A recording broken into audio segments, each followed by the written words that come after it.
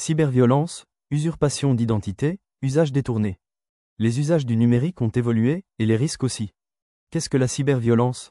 La cyberviolence regroupe des actes malveillants réalisés via Internet comme des insultes et des moqueries en ligne, ou des menaces et du harcèlement, ou de la diffusion d'images privées sans autorisation, ou de l'usurpation d'identité, c'est-à-dire de se faire passer pour quelqu'un d'autre, ou encore de l'usage détourné d'une image ou d'une information.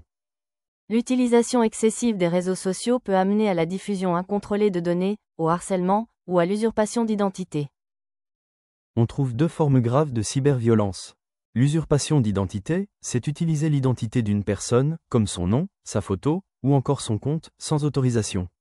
L'usage détourné, c'est utiliser une photo, une vidéo ou une information à une autre fin que celle prévue, souvent pour nuire.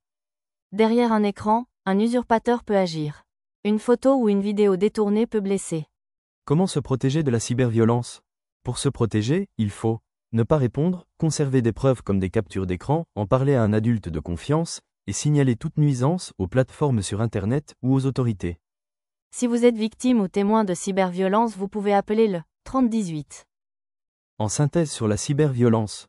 La cyberviolence regroupe les agressions qui se produisent en ligne, comme le harcèlement, les insultes ou l'usurpation d'identité. Ces actes se développent avec l'usage des outils numériques. Ils résultent souvent d'un usage détourné de la technologie, comme filmer quelqu'un sans son accord, ou partager des messages malveillants, au lieu d'utiliser les outils pour communiquer positivement. Pour y faire face, il est important de ne pas répondre, de garder des preuves, de parler à un adulte, et de signaler les contenus. Les outils numériques ne sont pas dangereux en soi. Tout dépend de l'usage qu'on en fait, surtout avec l'évolution constante des technologies. À retenir. Les objets et systèmes techniques numériques peuvent être détournés à des fins malveillantes.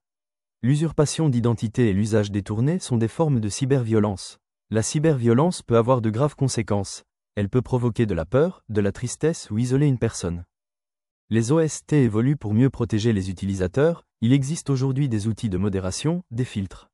Il est important de réagir, prévenir et utiliser les outils numériques de manière appropriée.